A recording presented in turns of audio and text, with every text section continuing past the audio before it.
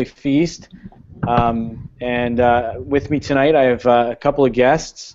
Monique, Andrew, Urson, and Karen are all with me tonight, and we're going to be talking a little bit about inflammation and the role that nutrition plays in either preventing it, stopping it, controlling it, and really what some of the research says and doesn't say. So we're going to talk a little bit about that. But before we get into that stuff, let's start with a little bit of a welcome. So welcome, everybody. Thanks for taking the time and being on with me tonight. Thanks Good for to be here. What we would do is we'll start with a little, round the horn, and thinking about the fact that we are just into 2016, and this is the official, kickoff of 2016 for anything I've done. I thought what we would do is just kind of talk a little about what you got going on, what sort of items are on the docket for 2016, and what people should know about, what they should be looking out for. So I guess I'll go in the order I've got you on my screen. So Monique, you're up first. What do you got going on in 2016? I'm hoping I'll be meeting most of you guys at CSM in February, and just plan on growing personally and professionally in the year 2016. Nice. Okay. So did you check out any of the stuff on CSM? You got anything that you're really looking forward to? Well, the PAC stuff was sold out at the ESPN zone, so hopefully I'll catch most of you guys around. Awesome. The lectures and stuff. Cool.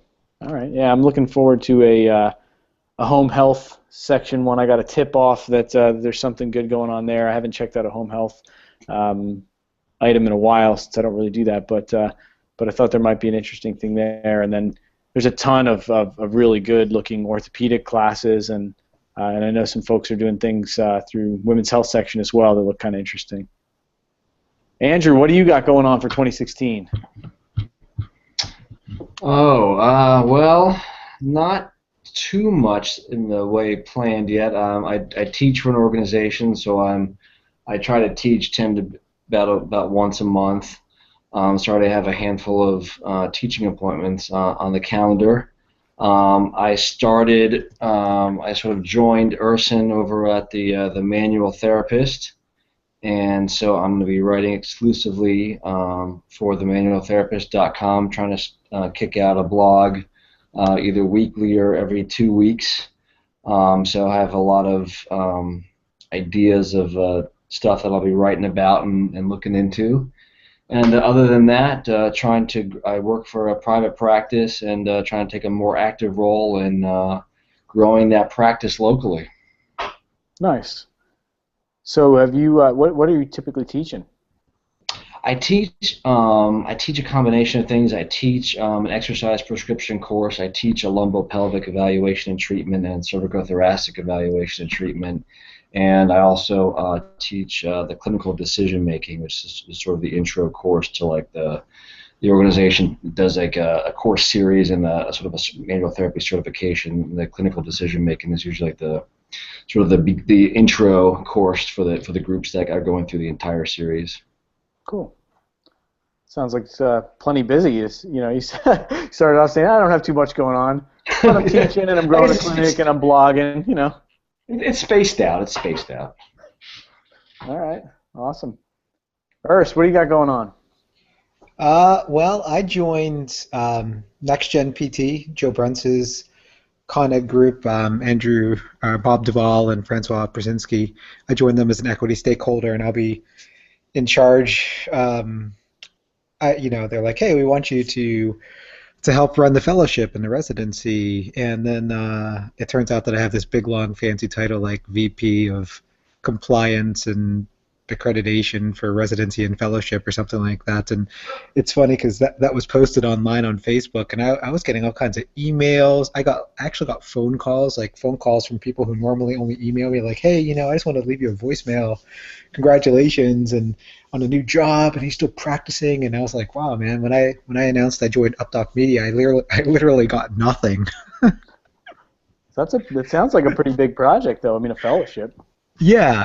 I helped set up a fellowship in Buffalo, New York, too, so I have a lot of experience with that. So, that should be fun. And both UpDoc Media and NextGen where I was going to go and kind of represent both of them at CSM, but I am going to have my fifth baby just probably anywhere between 2 and 3 weeks after that. So I thought it would be pretty bad timing to be all the way across the country. So there's that. That's another decent project. Fifth child. Yeah, my first boy. Oh, wow. Awesome. Congrats.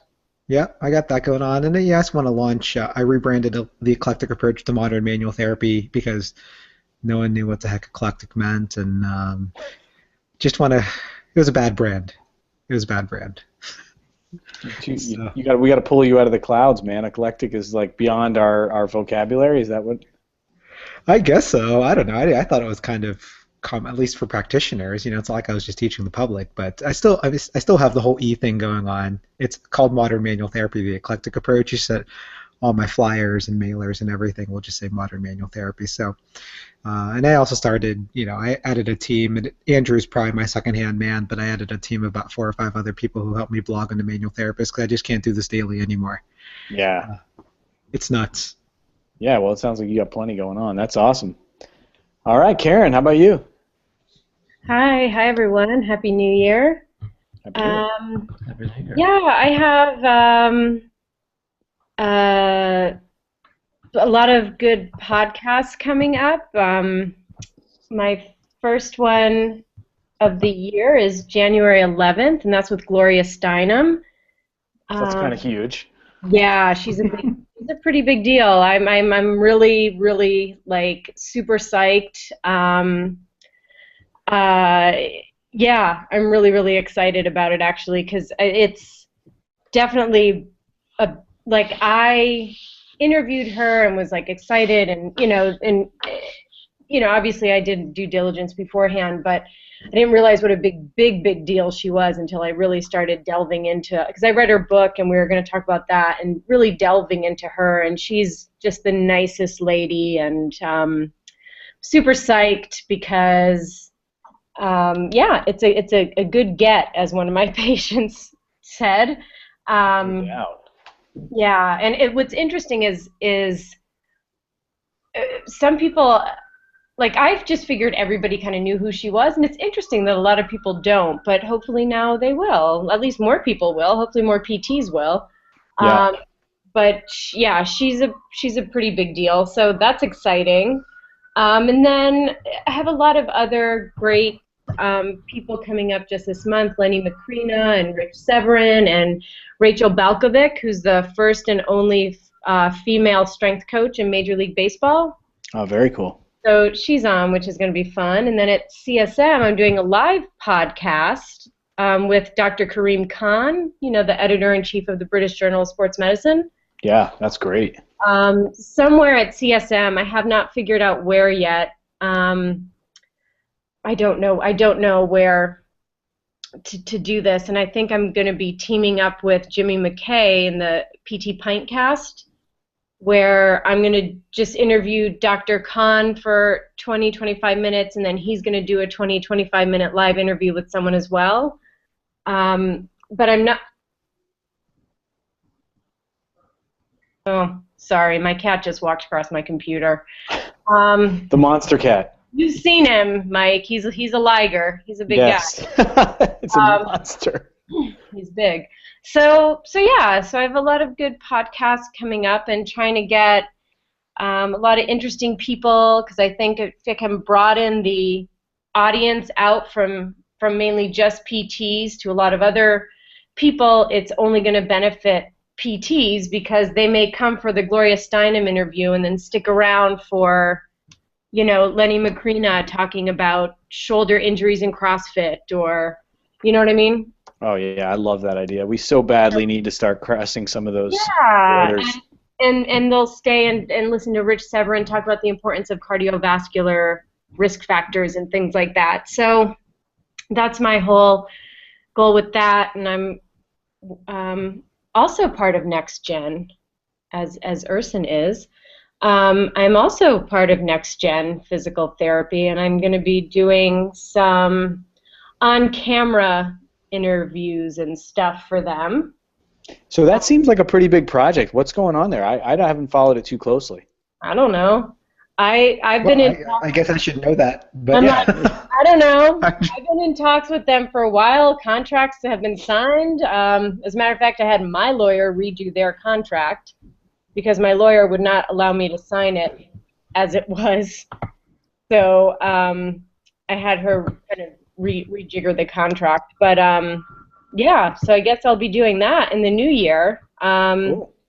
Which is it kind of will be kind of fun. I'm not quite sure exactly how that's going to work because we haven't really hammered out any details yet. But that's I guess I can say that So still early. it's still hold on a second. Come on. Yeah, it's still early with that, but that it should be fun. I'm not quite sure what exactly or who exactly they want interviewed, but it'll be fun. Cool. And then just, I continue to see like 25 to 30 patients a week. So And there's I that. still treat a lot. Yeah, and that's it. Awesome. All right, so yeah, so it sounds like everybody's pretty busy. That's one of the things I always find fascinating is that it's always the busiest people who still stay the busiest, right? Like it seems like you have these kind of like passionate few who just are out doing stuff and really trying to make a difference. So I appreciate you guys for doing that. I mean, I think it's awesome for all of us as both a profession and also it's my honor to kind of connect with you, and then also just taking the time out to be involved in this conversation. I mean, I just think it's such an important conversation that we just keep, continuing to try to figure out, right? It's like the ultimate Rubik's Cube puzzle. We're trying to figure this idea out of how do we really make this impact on the people that we serve and with the people that we serve, and I think nutrition plays a major role in it, as do all of the items. So for me, that's the big project I'm working on this year is, in addition to having kind of a fun conversation on a regular basis, I started looking at really trying to make some kind of a move to get PT and get us out front of the chronic, sort of chronic injury, chronic illness, and disease spectrum. So I started Free the Yoke, freetheyoke.com, and that is really something that I think is going to be kind of neat. I'm trying to set a world record as a profession, right? So the longest bike relay, Guinness Book of World Records, longest bike relay involved 296 different people, and it was in China, and they hold the record right now, some municipality in China. And so I checked in with Guinness Book, and I said, so what's the record for the longest bike relay by a single profession? And they said, there is none. And I said, all right, so all I really need is 2 people, and I can break a world record. So look for that. But then I thought, well, why not just go for the real world record and get to 296? So I started kicking around an idea with some folks from various places, who know that I'm fun crazy, not crazy, and said, hey, what do you think? Would this be a cool thing? And so people are starting to talk about it a little bit. So look for that. That's hopefully something that we're going to do that's fun. If we can hopefully starting with Jerry on the West Coast and getting it all the way across, coast to coast, relay from PT clinic to PT clinic to PT clinic all the way across the U.S. So we've got some people working on it, and then Karen's sort of helping to give me a little advice here and there, and anybody else who's listening or wants to be involved, the idea is exactly that. String of pearls all the way across the country, and bicycles, get your patients involved, get your communities involved, and let's tackle health a little bit. So that I guess is my segue. We'll get started in on the slides themselves. So the presentation tonight is really, I think, really hopefully just whets the appetite, and maybe we get some conversation out of it, or maybe we take this in parts. It's a big topic. I mean, it's a huge topic. We could spend hours on it, and maybe the reason why is because it's so connected to everything that we know, but it's also still not a solved scenario. No one really has the answer yet, but we're getting closer. So that's kind of the tack that I'm taking, and you guys jump in with questions as we go, or definitely save some good ones for the end. All right, so without further ado, I'm going to try to share my screen and keep you guys out of the matrix like from last time. And of course, somebody tell me if I have it right or if I don't have it right. And let's do this and this. And hopefully we're getting those slides up. Looks fine. All right, cool. So I'm going to get started. And can I go to presentation mode? That doesn't seem as easy.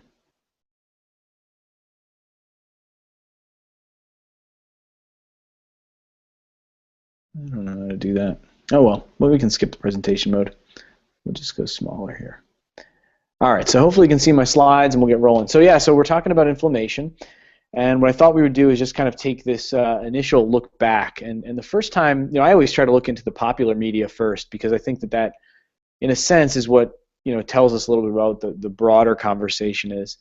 So I started there, and one of the first articles I found, and one of the first groups talking about it was Time Magazine in 2004.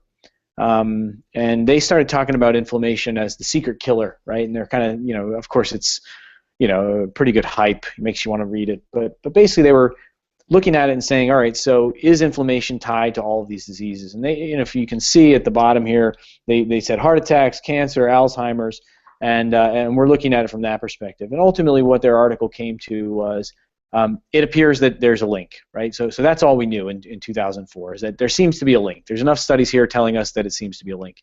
They went a little further and said, and it seems like it's tied to our diets, right? So diets high in sugars and saturated fats, accompanied by little or no exercise, makes it easier for the body to become inflamed. And of course, we know, looking back through that lens, there's been a ton of really good work talking about the fact that fat isn't quite as big of a deal as maybe it was made to be at that point, or still was kind of hanging on as a big deal then. But one of the things that was this common link. So we fast forward a few years, and we get to somewhere around 4 years ago, in the 2012 range, so July of 2012, Wall Street Journal comes out and reports and says, new science behind America's deadliest diseases, and it's an article about inflammation. You can find these. I mean, you can Google any of them, and I'm sure they're still up on their sites. And basically what they were looking at is they're saying, well, it's abdominal fat, right? So not necessarily the consumption of fats, but people who are carrying belly fat, have this link to inflammation. So this hotbed of inflammation that pours out all kinds of inflammatory molecules. And this Dr. Libby, who is Brigham and Women's Hospital in Boston, and affiliated with Harvard Medical, and you can, he actually, ironically, if you look back in the articles, is probably quoted in all of them, because he's certainly one of the most well-known, folks on this topic. And so what they came back is they said, well, it's probably one of the most important things that anyone can do, right? So in 2012, saying, got to get that belly fat out of there, right? Shaped like an apple, not like a pear. And this really ties back to the last time we talked about sort of metabolic syndrome and centralized obesity and all that other good stuff. So not just carrying weight per se, not just BMI by itself, but specifically where is it and what are the properties of that. We go into 30 days ago, and the New Yorker does this really nice report. So this is November 30th, 2015. I would definitely recommend anybody who's interested in the topic take a look at this report. It was good. It was well done. And the thing I like about it was that it was, I think, honest. They said, look, we know that there are some of these ties. We know there are connection points here.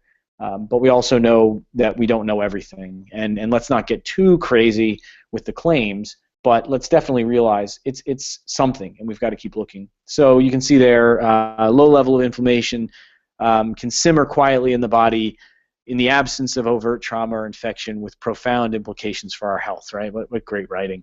Scientists have discovered that heart attacks, diabetes, Alzheimer's may be linked. So go back to that 2004 article from Time. It's basically the same thing. They didn't specify cancer in this article, but that's the only major difference. And then to smoldering inflammation, and some researchers have even speculated about its role in psychiatric conditions. So I thought that was real interesting, and that kind of shows that evolution. And so the question becomes, what really do we know? What do we know about inflammation overall? Where are the links? And I start, by prefacing, I guess, this slide with saying, yes, correlation does not equal causation. So that is, we should put that out there right away, because anybody who reads this is saying, well, with a critical eye, of course, is going to make that point, and that's totally a reasonable point, because they've not really gotten to the point where they can say one is causing the other and what's causing this. They've really just been able to say, boy, it's just so associated and it's so connected that maybe we've got to pay attention to it. So heart disease, definitely very well known, probably the most well studied, and of course, as we spoke about last time, the metabolic syndrome and the connection points to it. But ultimately, what they've said is that they think the mechanism is that LDL cholesterol gets trapped in the lining of the artery, right? So in the endothelial lining of the artery, creating kind of an inflammatory event. And although the kind of the idea of slow clogging arteries over time has been around for so very long, the real risk of these kind of inflammatory conditions is what they call sudden cardiac death syndrome, where the artery ruptures and bleeds from the inside, so the endothelial lining bleeds, and the body recognizes that, creates a local inflammatory response, throws a clot, and plugs up the artery quickly. So there are oftentimes people talking about the fact that the first sign of this kind of version of heart disease is death. So your first symptom is being dead. So not good, not the kind you want. But that is the closest tie. In diabetes type 2, there is definitely a link here, and we know this is a very close link. And of course, we can go back and say, well, centralized obesity, and this certainly makes perfect sense. And again, ties closely with metabolic syndrome. But so says the literature. The thought right now is that macrophages in the pancreas impair insulin production. So the presence of these macrophages doing their job, and they're sort of leaving inflammatory markers and cytokines, and the body is trying to come get this. And I'm not going to dive deep into the biology of it, one, because I'm not an expert on it and probably can't talk about it like someone else could, and two, because these are things that anybody can find if you're interested. Alzheimer's, there is a link, so it seems, and the link may not be as strong as heart disease or diabetes, and it may just be that we haven't looked at it long enough and don't really know. But glial cells responding to amyloid proteins triggering inflammations, right? So the idea that amyloid, and usually beta amyloid is the one that's most commonly talked about, is sort of left as to create plaques and issues in the brain itself and in the neural tissue, and so the body is seeing these things and trying to gobble it up and clean it out, and that creates an inflammatory response. And then one that wasn't mentioned in these articles, which I was sad to see, but I've seen some really nice research on it, is the link between depression and anxiety. And although I didn't spend the time going back and finding them, I'm happy to do that for anybody who's interested. There's been some really nice research done on the connection points between depression, anxiety, and poor diet choices. And so not so much inflammation biomarkers, but diet choices themselves, and one of the ones that's probably the most interesting was I think it was the NHANES study, or one of these like nurses studies that they've been tracking for years, showing that poor dietary choices had a very significant, like 41% increased risk of depression in women. And they found, once they controlled for everything else, they found that link. There are others on, sort of specific populations. There's many of them are done in China because of the sort of rural nature of some of the dietary habits there. And so one was done on adolescents in China, and they just showed some connections there. One was done on Norwegian adults, and then there was another nice one done on American women, and that one I think was NHANES, but I'm not sure. So those another really kind of interesting link. Closer to home for PTs is one that I saw actually. So speaking of Karim Khan, BJSM in 2015, and so this researcher, who I'm probably butchering their name, Tilly, I don't know. There's a couple articles, and one that was really interesting, and I someone sort of sent it my way recently. Was that they saw this link in tendon structure and tendon pain syndromes, and what they found was that people's sort of cholesterol profile was very closely linked to this change in tendon structure. And what they found, they came back and said was that, well, we got a lot more work to do here, but it was a decent-sized study. They had a couple thousand people that they went back and looked at, and I think I don't know, it may have been a meta-analysis, but ultimately that was their conclusion. So that I thought was a really interesting one, because that kind of bridges that gap of, okay, we know inflammation is linked to pain, but is it more than just local pain, right? Is it more than just I bang my elbow and the thing swells and I see all the signs of inflammation, kind of local inflammation, and is systemic inflammation, an issue? And can we actually be seeing with it? And I think that's one of the questions that for PTs we really are trying to wrestle with an answer is, yes, we think we have this role in nutrition at some level, and as I've said, each time we've talked, that doesn't mean we're RDs and making prescriptive diets, but what we do know is that if it's impacting our body's ability to heal, then we've got to know enough to guide people where they belong. And so, this was one that was really interesting to me. So here's a little, graphic of it, and this is an open access journal, so you should be able to find it, or at least an open access article. And so what they found was that there was a relationship, an individual's lipid profile and tendon health but that ultimately more work needs to be done. And so let's see. Yeah, it looks like it was a meta-analysis. Medline, Cochrane, EMBase, and some others. Maybe a little, a really interesting one I thought, and this was somebody had forwarded this or mentioned me in Twitter. I'm not sure how I found it, but I love this one. This was one, University of Alabama, Birmingham, I think, and this was a mouse model. But what they really found was that they gave these mice the Western diet, traditional Western diet, for like 13 weeks or something, which struck me as weird because I don't know how long a lab mouse lives, but 13 weeks. And they saw all of these changes in kind of how persistent pain and sensitization. So this is something that, again, is really not my wheelhouse. Sort of chronic pain and central sensitization. Those are things that are really, at the edge of my practice. And so some of you probably can talk about it a little bit better. And certainly, if anybody's watching or listening, they probably have a real good handle on this. But I thought it was interesting that changing the diet altered sort of how this played out, and although it doesn't surprise me one bit, I think it's something that we have to be thinking about and looking about as a tool in our toolbox. I know that's something that Ersin, you and I have talked a little bit about as well. So this was one, prolonged exposure to poor diet quality resulted in altered acute nociceptive sensitivity, systemic inflammation, and persistent pain after inflammatory pain induction. So after they kind of induce chronic pain by some mechanism, I forget what it's called. This actually comes out, I think, in the January issue of Journal of Pain. So so I thought that was really pretty cool. So how do we measure it? When it comes to pain, inflammation, how actually do we measure it? Interleukin-6 is one that's sort of mentioned a lot, and it is a cytokine and has lots of different important roles, and it has roles in both kind of anti-inflammation and inflammation as a marker, but it is one that it definitely is reported quite a bit. There's a nice link there, I guess, because it's not only inflammation, but it's also kind of infection response, and different sort of metabolic pathways, and so it's one that often is reported in the literature. C-reactive protein is a blood, high-sensitivity C-reactive protein is something that you can get as a blood test. It has been shown to be really pretty well predictive of heart attack and heart attack in people who have it, even in the absence of bad cholesterol numbers. So that's why it got a lot of attention for a while.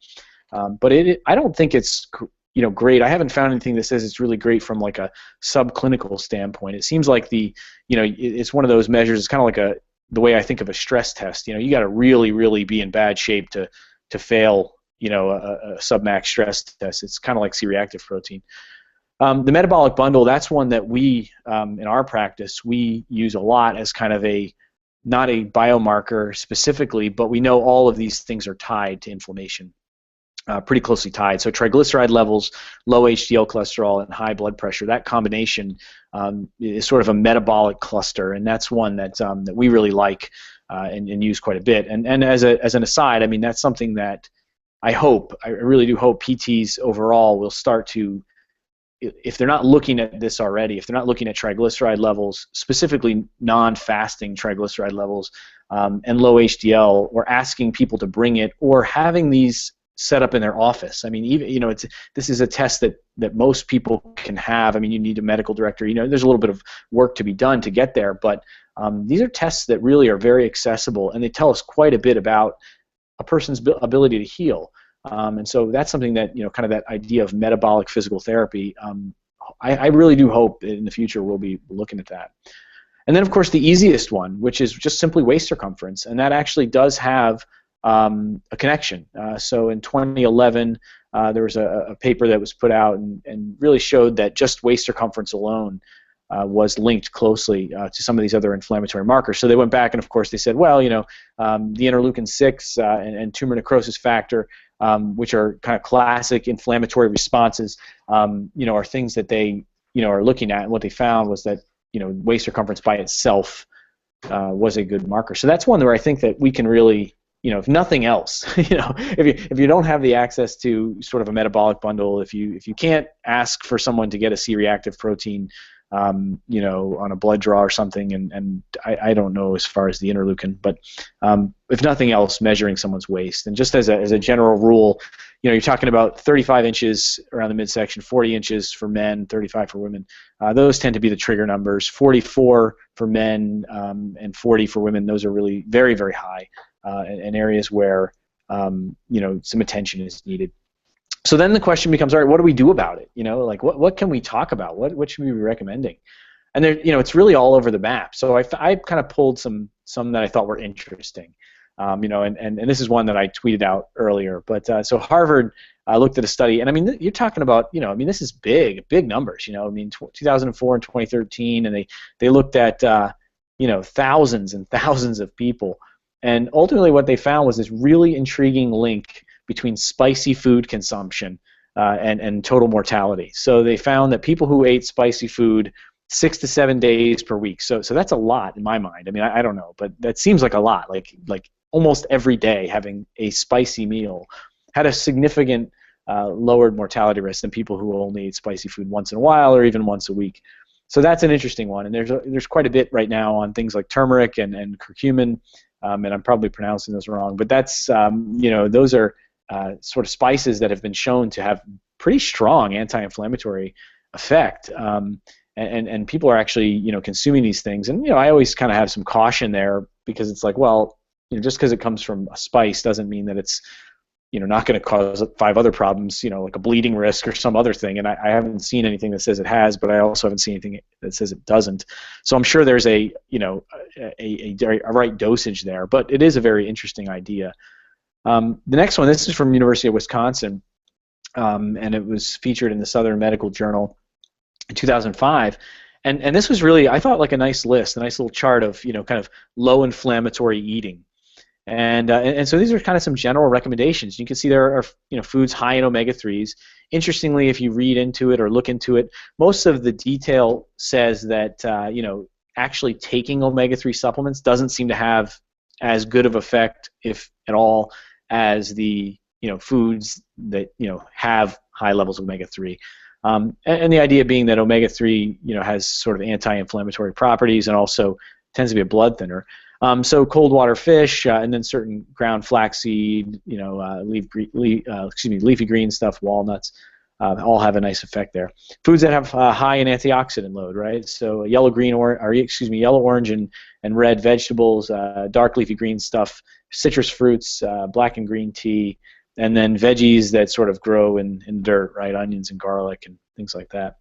Fiber is a really big one, and that's one that has gotten quite a bit, and we don't know why. We don't know if it's because of the insulin resistance piece, or if it's because because of the blood sugar control associated with fiber.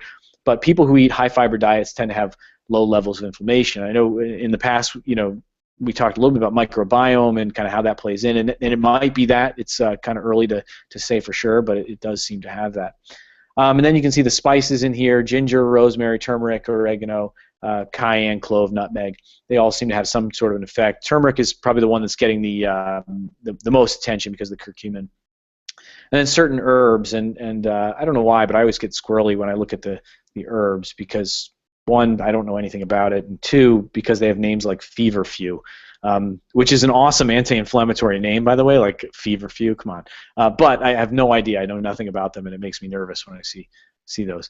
Avoid eating, and this is basically your standard American diet, right? So the SAD diet, or the total Western diet, as they say in that University of Alabama, Birmingham study. Foods that are going to be inflammatory triggers are, meats, dairies, eggs, foods that have a long shelf life, very high sugary foods, highly processed foods, and then certain things that, create potential for allergy. So, dairy, wheat, eggs. Gluten probably is on there somewhere. This was done in 2005, so it was before kind of the big rage on gluten. But certainly we would think that if you are sensitive to gluten or have an allergy to gluten, it would create an inflammatory response, and probably have some kind of low-level subclinical inflammation. And then finally, this I thought, just because I'm a fan, so Michael Greger at nutritionfacts.org, although I'm not a fan, quite honestly, of the fact that we couldn't get him nailed down for that interview. But I know he's on a book tour and he's doing some stuff. But I really do like his writing and his videos. And so there's a really nice article in here, and I like the fact that he put straight out, OA and inflammation, because that's another area really where we probably can come into play and have a very nice, ability to connect with our consumers or our, community or the public at large. But yeah, again, you see there that nice bright yellow color of the spice. And then I figured I would wrap it up with a low inflammatory recipe of the month and give some ideas here. This was one that I had this week, and it was awesome. It was a black bean soup, and Lynn's made it, and she gave me the changes there. She changed some stuff on the right. Some water sautéed the vegetables and omitted the oil. Oil is sort of a known inflammatory. If you read any Esselstyn, who's one of the cardiologists that's very big on the endothelial lining piece and has some really interesting information there. He has his patients remove oil altogether from their diet because of the known inflammatory response. Carrots, celery, there are some changes, and a couple of dashes of cayenne pepper, and then 6 cups of vegetable broth that's blended all up. Awesome soup. So Cookie and Kate, although I have no idea who that is or where, they are writing out of fantastic soup, especially with those couple of changes. Hopefully they don't mind that we took the liberty to change a few things. All right, so that's really sort of the overview, and that is probably enough to try to take in for any one moment. But I thought maybe what we could do is jump in and have a little conversation about it and talk a little bit about sort of what people are seeing and how we might measure this, and really where do we go as a profession in dealing with this. If we know that that almost every condition that we're seeing has some kind of inflammatory component to it, even if it's, if you can buy the idea of, the nervous system itself being, revved up, if that concept makes sense of it just being revved up, where do we play in and how do we go that next step? So I will open the floor for discussion and take us off screen sharing mode so we can chat it out a little bit. I like how it fades into the matrix before your screen share goes off. I think this makes sense, and I don't know if you went over this study previously before, but I don't know if it was Mick Thacker, but I saw it on one of the Pain Ed videos. It was like 30 minutes long, and I believe it was Kieran O'Sullivan. They basically were looking at, I don't remember the exact sample size of just people with chronic, persistent pain, central sensitization, that kind of thing. And they basically said the longer people have had pain, it just correlated with a significantly increased amount of comorbidities. And I think that all makes sense. And I think I'm heavily into pain science, and I teach it as well, but I think that if you go too far into that rabbit hole, you forget that inflammation actually does matter. Certainly it doesn't matter in a biomechanical sense, and we can all have pain, and pain does not relate to extent of tissue injury. But in these cases of persistent pain, is it just that there's so much going on with them that pain is just another symptom? That's kind of how I look at it, and I will get Michael Greger. Trust me, I'm going to get him. I think he just was too embarrassed that he forgot. All right. Well, yeah. So that that video, I think it is Kieran O'Sullivan. That was an awesome video. I really enjoyed that one because he really is looking at kind of that whole lifestyle component, and it talks a little bit about the sleep factor and talks certainly about the nutrition component and the fact that it's just this isn't an overdone body, and mind. It's just sort of like when you're toast. Everything hurts, everything feels crappy. We've all been there. If you stay awake for however many hours in a row, how do you feel? Like everything hurts, it sucks. So it should make total sense that if we feed ourselves garbage and that you're going to get the same response. I guess that's kind of how I would see it.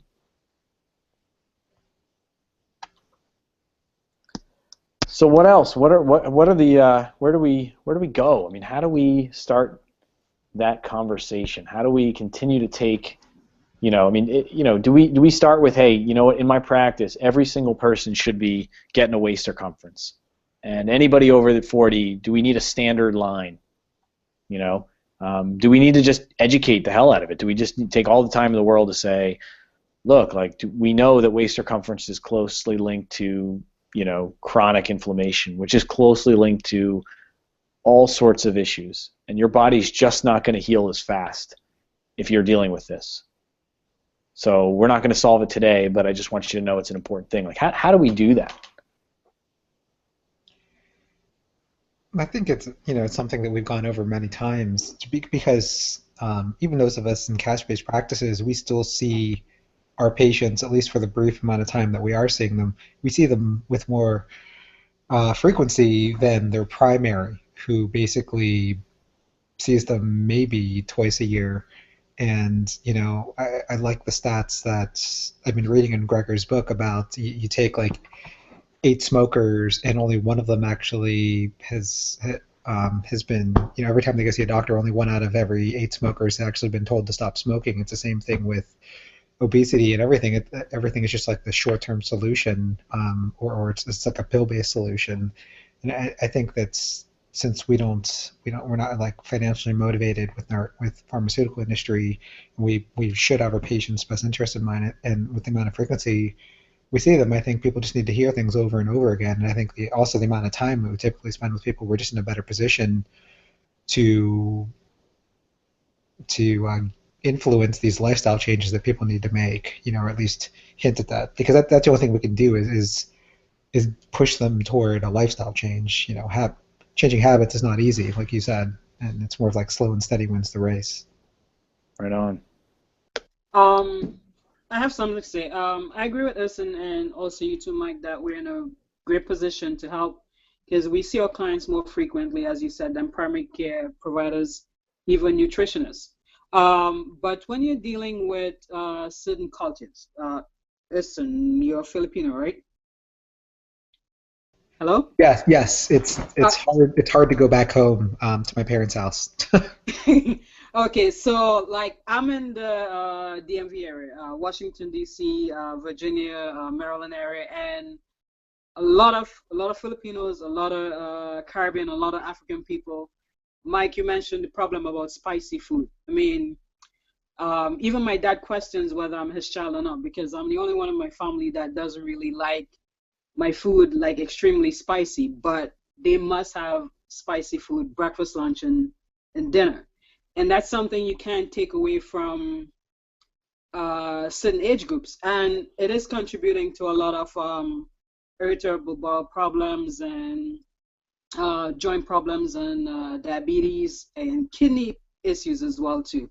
But getting people to change from stuff that they've grown up with, they've known all their life, that they're traditional with, is tough. And a lot of people do not see physical therapists as nutritional advisors. And to add to it too, in terms of branding, is that a lot of us, I mean, well, in this particular group and a lot of people that I know on Twitter, we actually try to practice what we preach, like staying fit and eating healthy and stuff like that.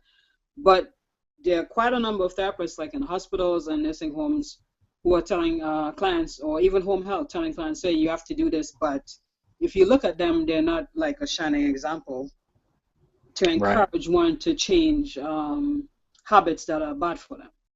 Right. So Yeah, we have to take that into consideration too when we're trying to take a multicultural approach in how we get clients to cut back on eating foods that taste good, but is not necessarily like the best for them. So let's do that. Let's go back and say, okay, so if we had to pick one thing, right? Like, what's one little nugget that we can take and use? Would it just simply be that, chronic inflammation delays healing? Like, even if we just said that, is that something that we could work into every conversation? Definitely. A lot of people want to get better, and they like quick fixes. So, like, I had to laugh about this a couple weeks ago because one of my former high school classmates is a naturopathic doctor, and she was advising someone to take to use garlic and ginger, and this person went out and bought like a lot of ginger tea, started putting ginger and turmeric and everything, and almost everything that they were eating, and it was just funny because it's like giving them that little tidbit is like taking a pill. If somebody says, "Oh, take ibuprofen for this," or take naproxen for this, it will help to take the information down. So people just go right out and buy it and start using it, but not doing it correctly.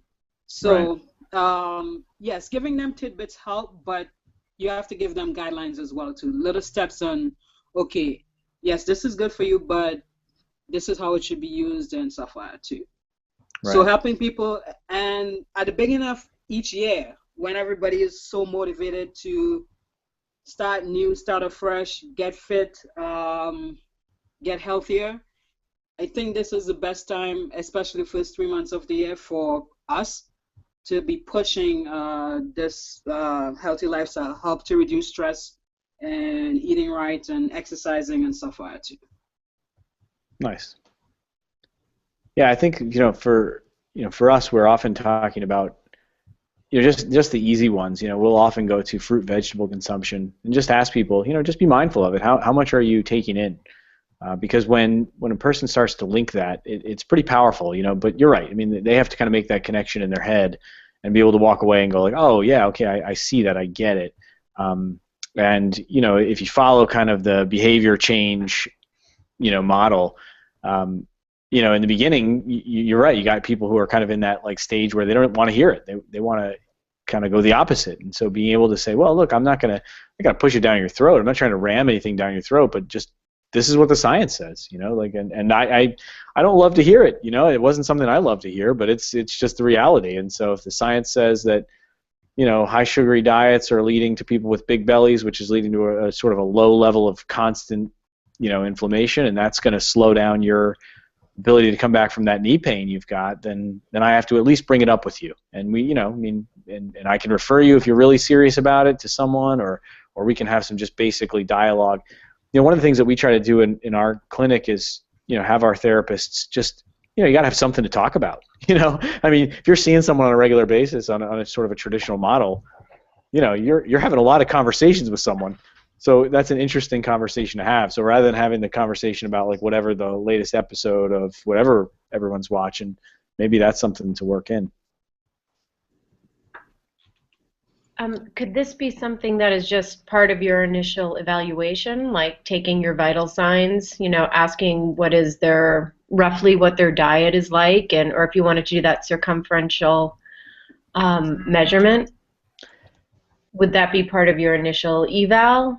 And then, like you said, as your treatments progress, it's at least something to talk about? Well, so yeah, so what we do is and have kind of even expanded on it is, we look at those 5 elements that I always talk about, right? So move, fuel, recover, endure, connect, and we try to find things that capture. We actually do ask, except for traditional, like, I don't know, post-acute episode, pain episode, whether it be injury, but for anybody who comes with any kind of a lifestyle component, we actually will get them to do non-fasting blood work. So we take, waist circumference. We will take some type of a cardio respiratory screen.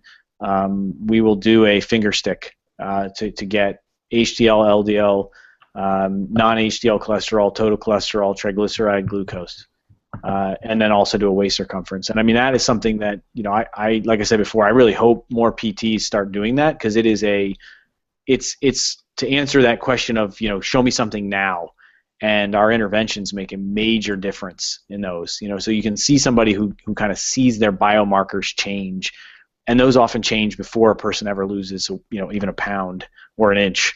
It's kind of like their internal structure is getting better before their external structure. So we do that quite a bit. But I know that a lot of PTs feel like that's something that they can't get or they can't do.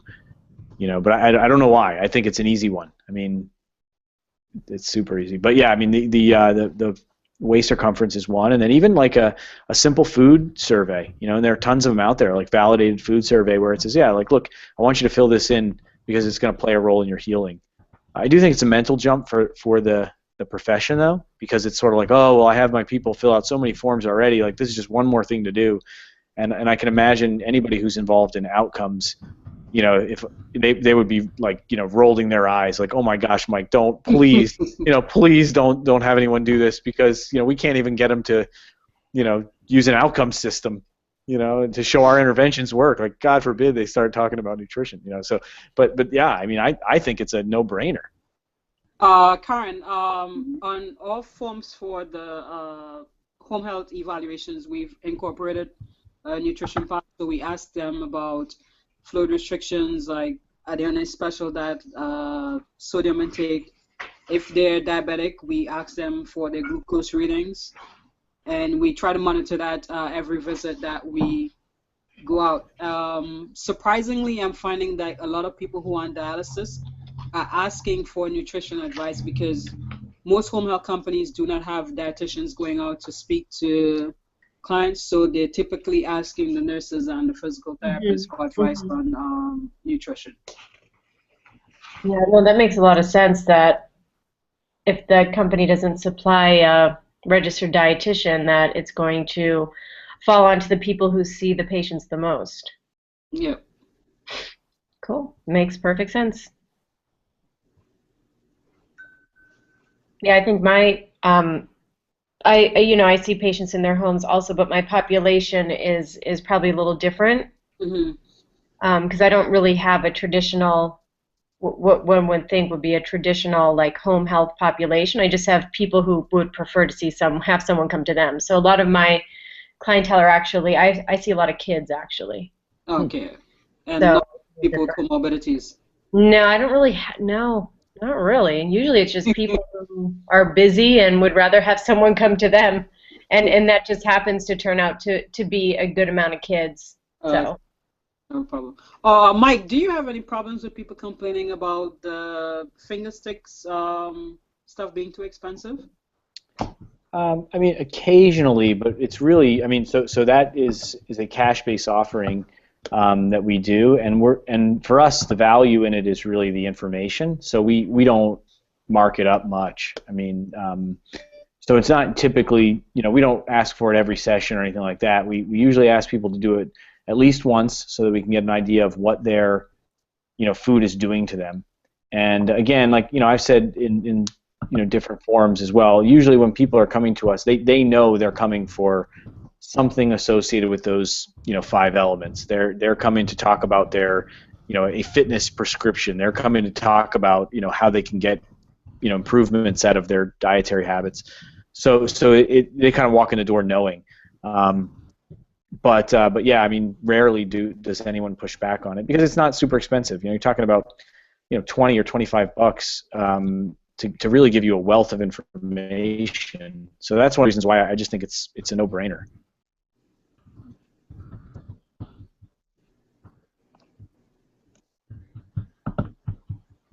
All right. So yeah, so we're kind of getting near the end. I mean, so this is, like I said, this is a huge topic, and it's one that we could easily cover in detail. What I'm hoping we'll do is, maybe next month or a month in the future, is kind of let's talk about how do we do it? What's the here's a script, and see if anybody what was the pushback, what was the feedback, if we bring it up in conversation and say, have you thought about how your food might be having an impact on your recovery, or how your injury, and just see. I mean, does it totally blow people's mind? Are they like, yeah, I know? Is it one of those? Because I think that really tells us how we would approach it. If every single person comes back and says, no, I know, I know it's playing a role in everything. Even my ACL tear, like whatever. Like, yeah, I know I tore my ACL, and I know if I would eat better, it would heal faster. Or would people be like, what? No, how does that have anything to do with it?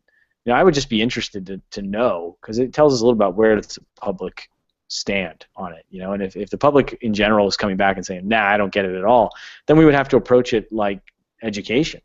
Whereas on the other side, if people sort of know, if they say, yeah, I know I feel better when I eat better, and it makes total sense that I would heal faster or better if I ate better, then it really becomes, all right, how do we get our counseling shtick down, and how do we work it into conversation? And then eventually, how do we monetize it and make it part of our practice? Mike, I actually have video waivers that I use, and they're actually modified from Evidence in Motion's video waivers when I was mentoring for them for fellowship. And I think it's always helpful when I teach my seminars, and I always have live cases, that people actually see, an instructor and the dialogue that they use. Because it's similar to pain science. People take all these courses or they read therapeutic neuroscience education, yet they really have no idea how to kind of bring it up in a dialogue. And I think the more examples they have, the better. Would you be willing to possibly use, just ask any of your clients on the wellness side, or even the PT patients who are cash-based and are crossing over into wellness, and this video waiver, and for educational purposes, like the product won't be sold, et cetera, but for educational purposes only, a bunch of other therapists who are interested in nutrition just want to see our interaction. And it's either yes or no thing. Yeah, no, I think so you'll have to tell me a little bit about how you do that. Like, do you set it up like during the visit? I mean, you just have like a camera rolling, or are you saying like an interview? Like, hey, can we interview you? Oh no, yeah, it's just a camera rolling. I mean, I guess it doesn't even technically need, since it's not like a manual treatment or anything. It just needs to be audio, actually. Yeah, that's what I'm thinking. I mean, that would be really pretty easy. Yeah, and the more, if you even have like a 5 to 10 or something, and just to see their reactions and how you go about their questions, and I don't know, it'd be really helpful for everyone, I think. Cool. Yeah, I'll think about how to do that. I mean, so typically what we're doing, and yeah, there's a couple who I could think of right away who probably would be able to jump right in. If nothing else, what I can do is see if some of the folks who are doing this with us on a much more regular basis, if we can, kind of get them involved and maybe even talk to them about cutting a video. That would be pretty easy. Mm-hmm. Yeah, because I would imagine there's always got to be that weirdness when you're doing the initial eval, like, hey, I'm going to video this whole thing and possibly send it to other people. They must be like, wait, what? Right. But someone who's you've got the rapport, built with, and the trust that, that yeah, sure, no problem. I've done it during evals before. Really? Just like the people who come to seminars and they're like, they've been told ahead of time that they're going to be in front of a group of people, and then for my seminars, if they send the video waiver, I'm also going to record it, but I don't, I just put it up on like my private channel, right, for people to learn from. But yeah, people just either say yes or no. You could always get a read on people. Obviously, if someone's really defensive and they're in a lot of pain, you're probably not going to be like, oh, by the way, I've got this person videoing you. You're cool with that, right? Yeah. No, that's cool. Yeah, I think it's a great idea, because that definitely, sort of learn by viewing and then learn by doing. Yeah. Cool. All right. Well, so we're wrapping up. We'll go around the horn real quick if anybody's got any kind of final thoughts or things we should be keeping an eye out in the next month or so, or if anybody's got kind of a key topic they want to hear about. What do you got? I would just say you should all read. Thanks to Mike, I'm actually also obsessed with Dr. Michael Greger's work now, and if you can get over his voice, he has awesome videos. But his book, How Not to Die, I've been reading it on Kindle, and it's pretty awesome. I mean, it's the same things over and over again, and you think we're all frustrated with how physicians treat pain. These guys who are like whole foods, plant-based, are like 1,000 times more frustrated, because basically the top 15 causes of death are entirely preventable, pretty much. My kids do a great Michael Greger impression, because I'm always playing the videos, and they're like, they do. Yeah, I won't even try, but yeah. Yeah, he's gonna be an odd one to have on the podcast. I'm not sure if he's just gonna take over, but yeah. Yeah, he goes 100 miles an hour. Yeah, it's amazing. All right. Anybody else? I just wanted to say that I thought that a great thing you brought up there, Mike, with the biomarkers, those the three things you had highlighted, the HDL, the blood pressure, and the triglycerides. I think were the three, in comparing to the waist circumference. And I think in some cases that might be an easier way to start a conversation with a patient is, if you're able to get access to those information from their primary care doctor or whoever, versus waist circumference, I think in some situations. Just because sometimes that can, some people may interpret the discussion about waist circumference sometimes on a personal level as like a personal attack, and sometimes talking about it more from a blood marker standpoint, a little more scientific-y, takes sort of the personal approach out of it. Whereas in some people, the waist circumference, because some people, some patients we've talked about before will kind of bring it up themselves. Like, oh, I think I need to lose a little bit of weight, and that kind of opens the door a little bit. But in some situations where people may be a little bit more sensitive to those things, that can be a nice way in to start to have that conversation. That's a great point. It's definitely not. Those other three are not socially, awkward.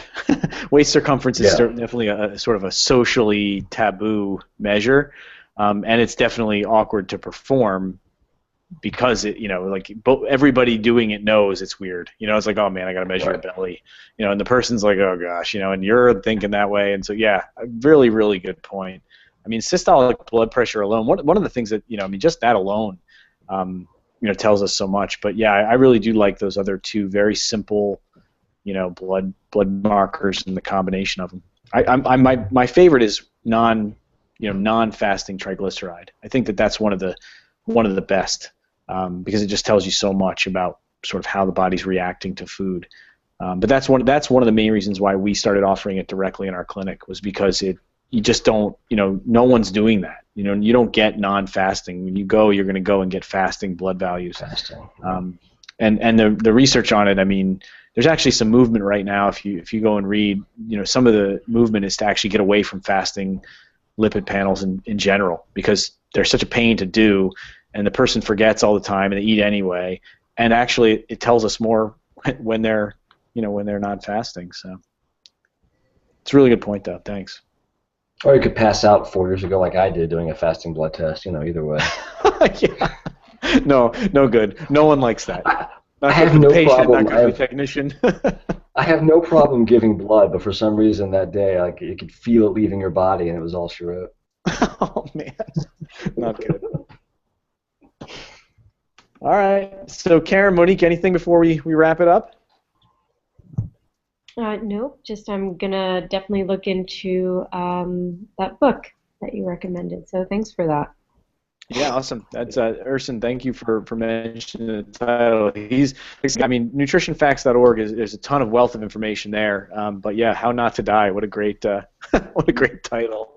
I just added that to my wish list on Amazon, so my wife has some more people to get mad about when I spend more money. Books. Ersin, great job. He definitely owes you an interview on the podcast. Selling his books. Definitely. I wanted a comp version, but it's only $14.99. He's already New York Times bestseller. He certainly doesn't need my help. He's probably one of the best. Based on the website, all the money goes to charity, so that's good. Yeah, he does all this stuff for charity. It makes me feel like, oh man, I'm like I don't know, I guess I'm not rich enough to have all my profits of every single social media thing I do go to charity. All right, y'all. You got anything before we wrap it up? Thank you guys for another good chat. All right, thanks for being on. It's officially 9:05, so we're by my clock, 5 minutes and 1 second late. So thank you guys for being on and for having another good conversation, and I'm sure I'll see you on Twitter. And hopefully we'll keep talking and carry the conversation forward. Have a good night. Happy New Year. Good night. Happy New Year. Happy New Year. Thanks, guys. Bye. Bye.